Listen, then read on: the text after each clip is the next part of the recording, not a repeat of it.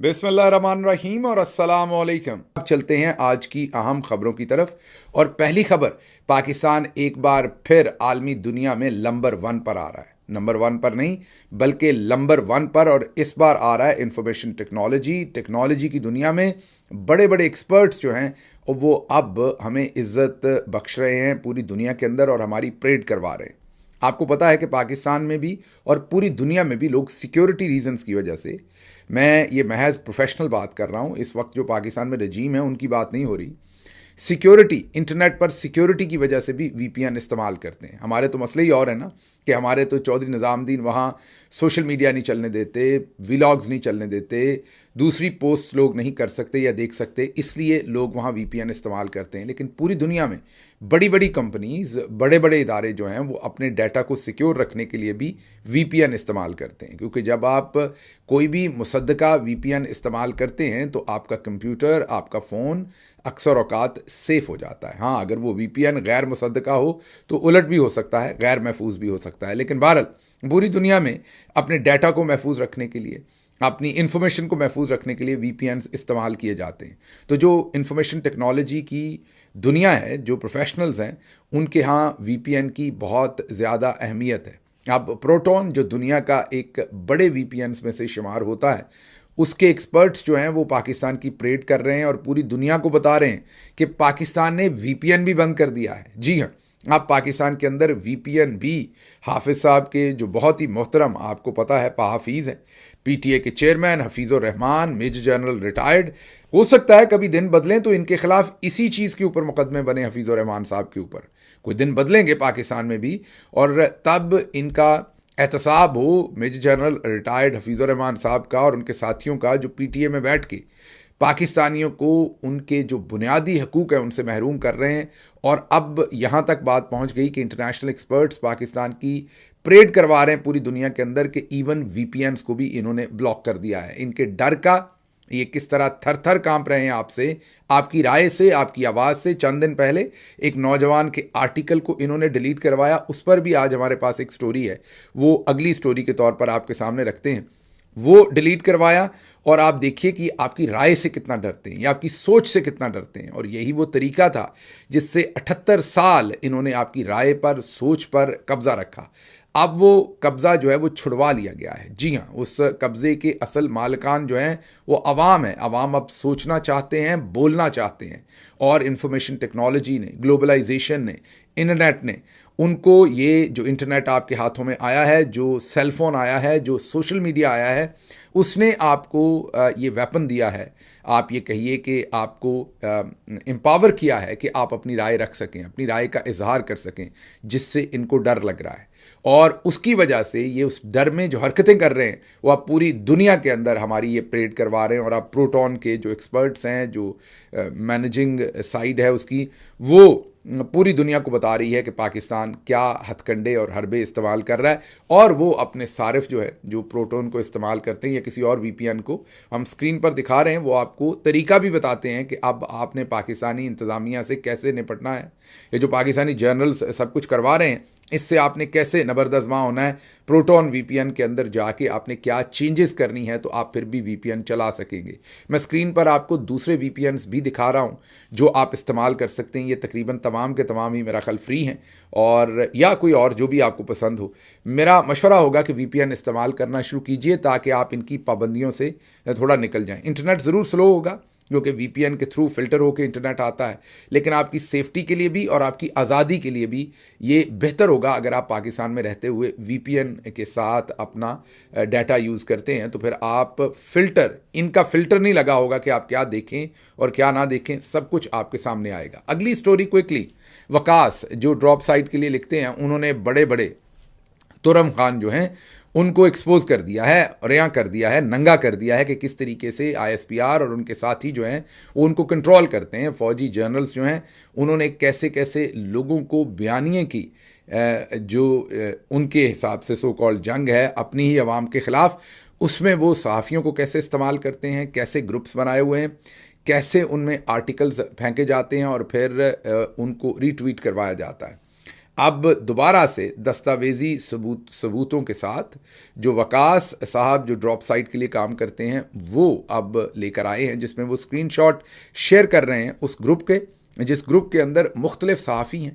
اب ان صحافیوں کے نام بھی سامنے آنا شروع ہو گئے۔ ایک تو عمر چیمہ صاحب کا انہوں نے نام لیا ہے، جس طریقے سے انہوں نے ISPR کی طرف سے دیا گیا بیانیہ جو ہے اس کو آگے بڑھایا، اور اس گروپ میں اور بہت سارے ہیں جن کو پہلے اکارڈنگ ٹو وقاص صاحب ایک کمانڈ دی جاتی ہے، ڈائریکشن دی جاتی کہ پہ جاؤ، اور ان کو مٹیریل دیا جاتا ہے کہ یہ مٹیریل ہے جس کو سرکولیٹ کرو، اور وہ پھر پڑھ جاتے ہیں اور اس کو سرکولیٹ کرتے ہیں۔ اب یہ بتائیے کہ کیا ٹیکنالوجی سے پہلے کیا لوگوں نے اتنی جلدی ایکسپوز ہونا تھا؟ یہ سب کچھ اس طریقے سے پکڑا جانا تھا؟ نہیں۔ یہی وجہ ہے کہ ہمارے جو چودھری نظام الدین ہیں اور ان کے ساتھی جرنلز جتنے بھی ہیں وہ بہت پریشان ہیں کہ اب ہم کریں کیا، کیونکہ ٹیکنالوجی کی سپیڈ اتنی تیز ہے کہ کچھ ان کے کنٹرول میں نہیں آتا۔ مثلا نظامانی نامی نوجوان جنہوں نے اٹ از اوور نامی ایک اٹ از اوور کے ٹائٹل سے ایک آرٹیکل پبلش کیا، جس کو اخبار سے ڈیلیٹ کروا دیا گیا۔ اگر وہ ڈیلیٹ نہ ہوتا تو وہ ایک عمومی آرٹیکل ہوتا جس میں بنیادی سی بات ہے، ایک ینگسٹر لکھ رہا ہے کہ کیا فرق ہیں ینگ لوگوں کے درمیان اور جو اس وقت بزرگ بیٹھے ہوئے ہیں بڑے بڑے عہدوں میں، ان کی سوچ، ان کی ضروریات، ان کے نقطہ نظر میں کتنا بڑا فرق ہے اور کتنا بڑا خلیج ہے دونوں کی سوچ کے درمیان۔ یہ عمومی آپ یہ کہیے کہ ایجوکیشنل آپ اسے کہہ لیجئے، آپ اسے ایک ڈسکشن بیس کہہ لیجئے، آپ اسے کرنٹ سناریو جو ہے ایک سوسائٹل پرابلم کہہ لیجئے، ایک اکنامک پرابلم کہہ لیجئے، کوئی بھی گورننس کا پرابلم کہہ لیجئے، ایک عمومی اکیڈیمک ٹائپ ڈسکشن اس کے اندر ہے۔ لیکن کیونکہ اس آرٹیکل کو ڈیلیٹ کیا گیا، ڈیلیٹ کرنا اصل میں خبر بن گئی۔ جیسے ہی میں نے دیکھا کہ اس لنک کو ڈیلیٹ کیا گیا تو میں نے اس آرٹیکل کی تصویر منگوائی پاکستان سے، اسے شیئر کیا، اور پھر وہی تصویر جو میرے ایک دوست نے پاکستان سے لے کر بھیجی وہ پھر پوری دنیا کے اندر سرکولیٹ ہوئی۔ اس کا میں نے انگلش ٹرانسلیشن، اس کی جو اسکرپٹ تھا وہ، پھر اردو ٹرانسلیشن، پھر اس کی سمری، تاکہ سب لوگ پڑھ لیں۔ تو وہ ایک جو عمومی آرٹیکل تھا وہ انفارمیشن ٹیکنالوجی کی وجہ سے خاص بن گیا اور وہ پوری دنیا نے پڑھ لیا۔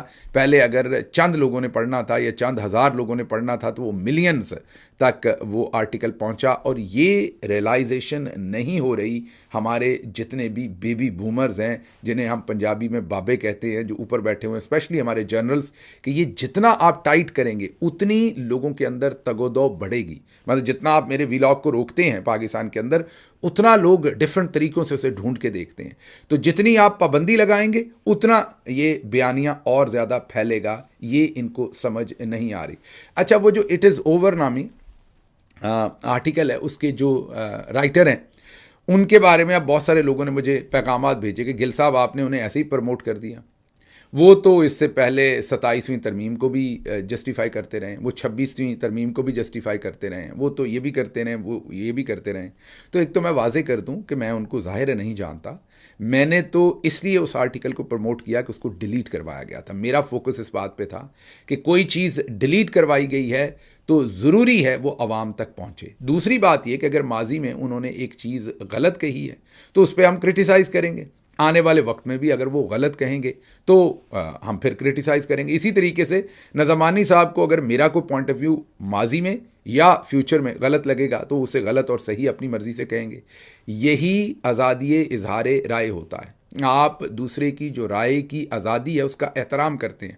ہاں، تنقید اب تب کرتے ہیں جب آپ کو یہ پتہ ہوتا ہے کہ مالی معاملات کے لیے یہ شخص بک گیا ہے اور اس نے اپنا ضمیر بیچ دیا ہے اور اس کی یہ رائے نہیں ہے، اس کے بکے ہوئے ضمیر کی یہ رائے ہے۔ ہاں، تب آپ اس کے اوپر کرٹیسائز کرتے ہیں، اس کی رائے پر کرٹیسائز کرتے ہیں، کیونکہ آپ کو یہ پتہ ہوتا ہے کہ یہ آزادانہ رائے نہیں ہے، یہ بکی ہوئی رائے۔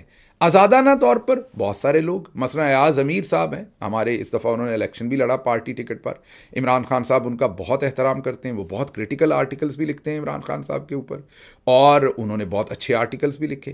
یہی تو آزادی اظہار رائے ہے۔ لیکن کوئی یہ تو نہیں کہہ سکتا کہ ایاز امیر صاحب کو خرید لیا اور خرید کے ان کے قلم سے یہ لکھوا دیا۔ ان کی رائے ہے، بدلتی رہتی ہے، کسی ٹائم پر ان کی رائے معتبر ہوگی، میری بہت ہی، آپ سمجھیے کہ ان کی رائے کے مقابلے میں بہت ہی میری آپ یہ کہیے کہ کم تر ہوگی رائے۔